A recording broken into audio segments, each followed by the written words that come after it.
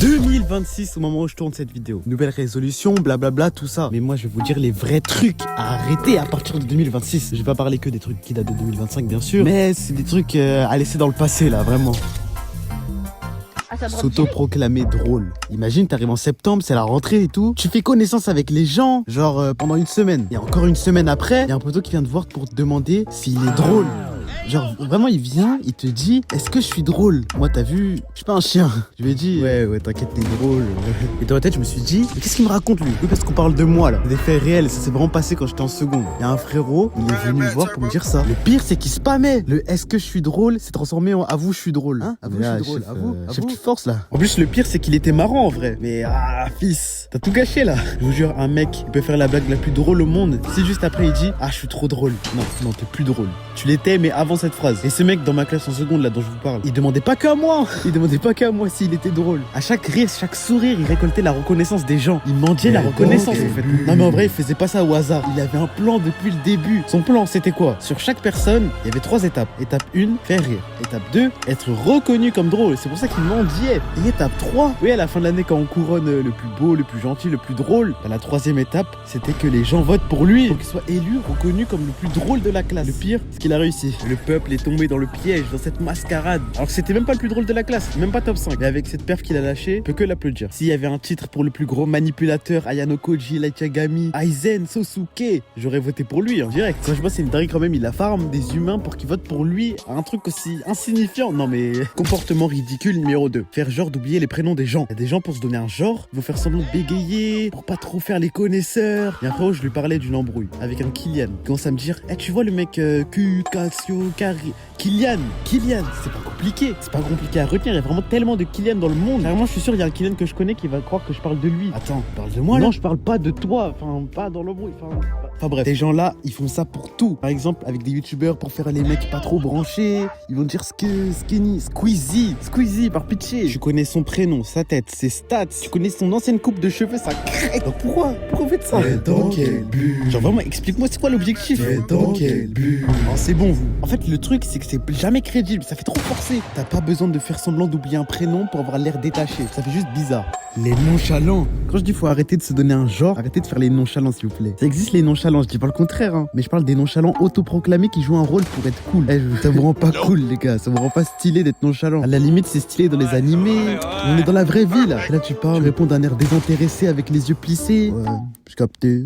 Ouais. Non, t'es pas stylé, t'es ridicule. Arrêtez de vous inventer une personnalité et vas-y, vivez là. Voler les expressions des gens. Maintenant, faut évoluer, faut essayer d'adopter une personnalité quoi. Non, parce qu'il y en a, ils volent délibérément les expressions des autres. Là, cette vidéo, c'est ma 2e tentative pour que ça s'arrête. Oui, parce que dans ma classe en 3e, il y avait carrément un livre des citations. Un vrai, avec l'expression et le nom de l'auteur. En mode, on avait déposé des brevets sur nos phrases. Pas des brevets des collèges. Non, parce que brevet, 3e, collège. Ok, je sais. Bon, mon expression, c'est vas-y là. Toi, tu l'utilises quand t'es zéro. J'espère qu'aucun d'entre vous va la voler en commentaire. Ce serait dommage.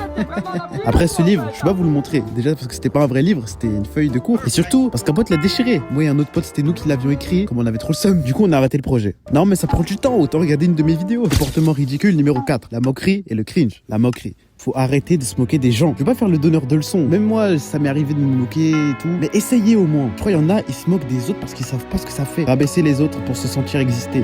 Gamberge. Ça, c'est une mentalité à laisser derrière. Parce qu'au final, vous gagnez quoi? Le mec au début qui se disait drôle. Ok, il était drôle. Mais genre 60% de son humour basé sur le fait de se moquer des gens qui connaissaient même pas. Et dans leur dos en plus. C'est facile de faire ça. C'est pas du talent. C'est juste tirer sur quelqu'un qui répond pas. Le mot gênant. Et parlons du mot gênant. La vie avant que ce mot apparaisse, c'était vraiment le prime. Avant quand quelqu'un faisait un truc bizarre, on passait à autre chose en vrai. Maintenant, un mec respire un peu de travers. Gênant, wesh. Un autre essaye un autre truc. Tu vois, il rate. Et là, il est gênant. Les gars, laissez les gens vivre un peu. À force de tout qualifier de gênant, il y a des gens qui commencent à être nonchalants. Tout le monde devient lisse, tout le monde fait pareil. Alors qu'en vrai, c'est quoi? Ces gens-là qui vous disent gênant, ils vont vous oublier dans 3 minutes. Le moment gênant que t'as dans ta tête là. Toi, tu y penses encore, mais les autres, ils sont passés à autre chose. Vas-y, j'arrête de faire le youtubeur dev perso. Mais c'est vrai, des comportements à stopper, ça vous freine et ça freine tout le monde. Enfin bref, maintenant parlons un peu d'internet. Mettre en PP des gens qu'on connaît pas. Mettre en PP des gens qu'on connaît pas ou des persos qu'on connaît pas, pas. Puis des fois, il y a des gens mettent des pépés, ils savent même pas c'est qui. Genre, ils mettent juste parce que c'est beau. Je parle surtout des pépés animés, manga, Misa, Light, des pépés vagabonds, Michiko, Nana, Kimi no Todoke. En mode, ils ont pas lu, ils ont pas regardé, mais la pépé, elle est là, les gars. Après, ça vous prend pour des fans, alors que vous connaissez rien à rien. En tous les cas, si tu mets une pépé animé manga, la règle, elle est simple. T'as vu ou t'as lu l'œuvre. C'est la base. Même un humain normal, normalement, tu mets un pépé, une œuvre que t'aimes. Genre un perso d'une œuvre que t'aimes. Toi, t'as pas vu? T'as juste vu l'image sur Pinterest. Non, mais en vrai, vous avez pas honte? C'est quoi ça? Vous êtes des faux? C'est comme les gens qui mettent des maillots des équipes et ils connaissent pas. C'est pareil pour les gens qui font genre d'avoir vu une œuvre juste parce qu'ils se sont fait assez spoil pour faire semblant. Les fans d'animé, on est tombé si bas. En vrai, c'est pas que les animés, hein. C'est les séries, films, comics, même musique. Il y a toujours des gens pour faire ça, dans tous les domaines. Si je parle surtout des animés, c'est parce que c'est là où j'en ai le plus vu. En fait, vous dites trop dans le paraître. Dans quel but? Non, mais là, vraiment, dans quel but? Pourquoi vous faites ça? C'est quoi? Vous avez honte? Les gars, il y a pas de honte à avoir raté un classique. Enfin, si, un peu, mais mieux vaut tard que jamais. Moi, je propose un truc. En commentaire, chacun assume l'œuvre qu'il a fait semblant d'avoir vu. Ça fera du bien à tout le monde. Enfin, sauf vous. Enfin, les trends. Alors, moi, je propose d'arrêter 2 trends en majorité. Parce qu'on n'en peut plus, là. Alors, petite devinette, c'est une trend qui finit par sur. Et je trouve qu'elle est vraiment irrespectueuse. Et non, je parle pas de la curkification. Ça, vous pouvez continuer. Je parle de la funkisation. Oui, parce que c'est de l'irrespect envers la musique en général. Écoutez seulement. L'original, funk. Original, funk.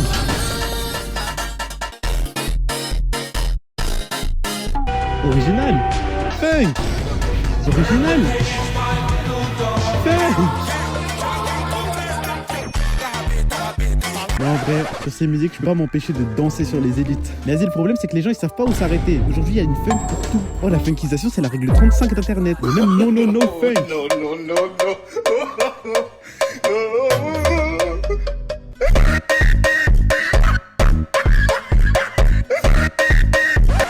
La Trend 6-7. S'il vous plaît, ça, c'est vraiment à laisser dans le passé. Les gens qui font ça après 2026, sortez. Carrément, il y a un site pour mesurer la 6-7 lance. Non, mais les gars, qui va faire ça?